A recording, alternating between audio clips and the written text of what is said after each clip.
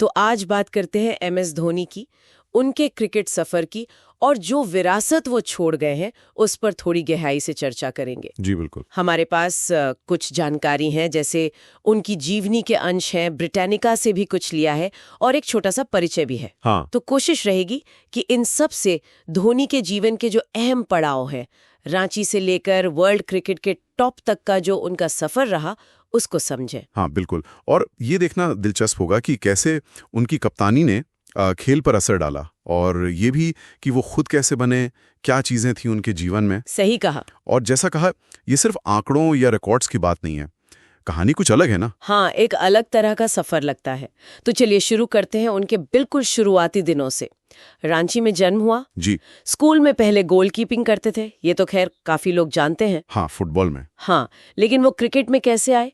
Coach Keshav Banerjee ने उन्हें wicket keeping के लिए चुना। ये एक अहम मोड़ था। बिल्कुल। और वो उपनाम वाला किस्सा भी बड़ा मजेदार है। हाँ, कि सर्टिफिकेट में धोनी हो गया, जबकि परिवार धोनी लिखता था, और वही रह गया। फिर रह गया, बिल्कुल। और देखिए, क्रिकेट में बड़ा नाम बनने से पहले का उनका जीवन भी कम रोचक नहीं है। वो TT वाली नौकरी। हाँ, खड़गपुर रेलवे स्टेशन पर 2001 से 2003 तक ट्रैवलिंग टिकट एग्जामिनर। क्या लगता है उस अनुभव ने उनके स्वभाव पर कुछ असर डाला होगा?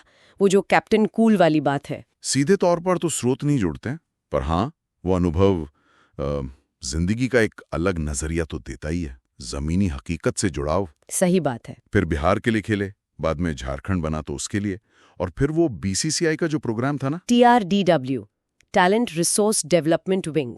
हाँ वही, छोटे शहरों से प्रतिभा खोजने वाला, उसने उन्हें स्पॉट किया। ये भी जरूरी था। बिल्कुल। फिर आया इंटरनेशनल डेब्यू 2004 बांग्लादेश के खिलाफ, पर शुरुआत तो थोड़ी ठंडी रही। हाँ, पहले ही मैच में 0 पर रन आउट। कौन सोचता उस वक्त कि ये खिलाड़ी आगे चलकर इतना बड़ा बनेगा।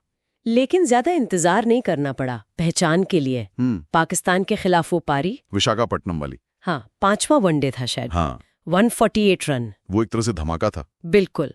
उसने जैसे ऐलान कर दिया था कि धोनी आ गए हैं। और फिर उसके कुछ ही महीनों बाद श्रीलंका के खिलाफ वो 183 नॉट आउट, जयपुर में। वो तो रिकॉर्ड बन गया था उस वक्त, चेज करते हुए सबसे बड़ा स्कोर। जी।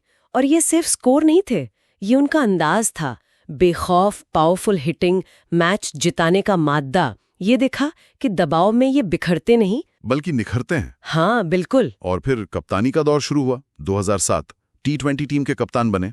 टीम भी बिल्कुल नहीं सी थी। हाँ, और पहला T20 वर्ल्ड कप ही जितवा दिया, वो भी साउथ अफ्रीका में। वो तो कमाल ही था।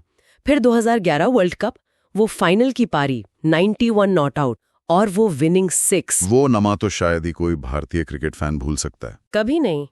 लेकिन उनकी कप्तानी में ऐसा क्या खास था? मतलब कैप्टन कूल तो सब कहते हैं, पर देखिए, स्रोत यही बताते हैं कि उनका शांत रहना, मुश्किल हालात में भी प्रोसेस पर फोकस करना, नतीजों की चिंता किए बिना। और फिर 2013 में चैंपियंस ट्रॉफी जीती।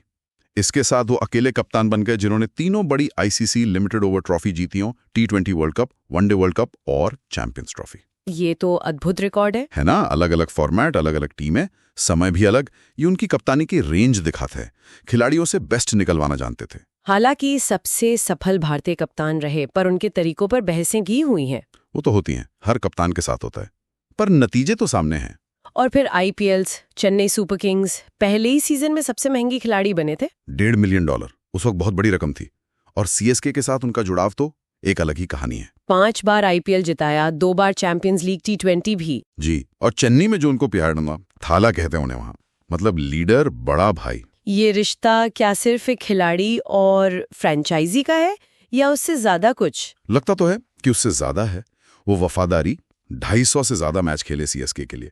और फिर जब कप्तानी छोड़ी 2024 में ऋतुराज गायकवाड़ को दी, वो भी कितने शांत तरीके से। हाँ, उनके अपने अंदाज में। बिल्कुल। ये आपसी समझ और सम्मान दिखाता है। अच्छा, उनकी बल्लेबाजी और कीपिंग पर आते हैं। तकनीक तो कभी पारंपरिक नहीं रही। बिल्कुल नहीं। वो बैट स्विंग, बॉटम हैंड का इस्तेमाल, और वो हेलीकॉप्टर शॉट, हाँ, वो तो सिग्नेचर बन गया। उनके बचपन के दोस्त थे संतोष लाल, उन्होंने सिखाया था। कमाल है। तकनीक पर सवाल उठते थे, पर रन बनाते थे, मैच जिताते थे। यही तो खासियत थी। पावरफुल हिटिंग, विकेटों के बीच तेज दौड़ और मैच फिनिश करने की काबिलियत, वो तो लाजवाब थी। और विकेट कीपिंग, वहां भी तकनीक थोड़ी अलग थी, पर स्टंपिंग। 100 से ज्यादा स्टंपिंग करने वाले पहले कीपर बने। कुल मिलाकर इंटरनेशनल क्रिकेट में 195 स्टंपिंग। ये उनकी गेम अवेयरनेस और तेज रिफ्लेक्सेस का कमाल था। सही कहा। मैदान के बाहर देखें तो सम्मान भी बहुत मिले, खेल रत्न, पद्मश्री, पद्म भूषण। जी, और सेना में मानद लेफ्टिनेंट कर्नल का पद मिला 2011 में। और वो पैराट्रूपर भी बने बाद में। हाँ, 2015 में उन्होंने बाकायदा ट्रेनिंग ली और जंप भी किए।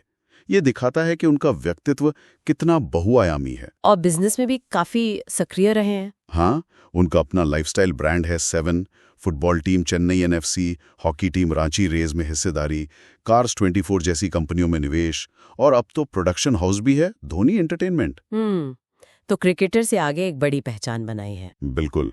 और उनकी विरासत, जर्सी नंबर 7 को बीसीसीआई ने रिटायर कर दिया। जून 2025 में आईसीसी हॉल ऑफ फेम में भी शामिल हो रहे हैं। तो कुल मिलाकर धोनी की कहानी सिर्फ क्रिकेट, रन, विकेट और ट्रॉफी की कहानी नहीं है। नहीं, बिल्कुल नहीं। ये कहानी है रांची के एक लड़के की, जिसने अपने बनाए रास्ते पर चलकर दुनिया जीती, जिसने दिखाया कि सफलता के लिए शायद हमेशा किताबी तरीकों पर चलना जरूरी नहीं। सही कहा। और ये बात सोचने वाली है कि क्या सफलता का मतलब हमेशा एक तयशुदा रास्ते पर चलना ही है, या फिर अपने सहज ज्ञान, अपने स्वभाव, अपने अलग अंदाज से भी शायद ज्यादा प्रभावशाली ढंग से मंजिल तक पहुंचा जा सकता है। ये एक अच्छा सवाल है सोचने के लिए।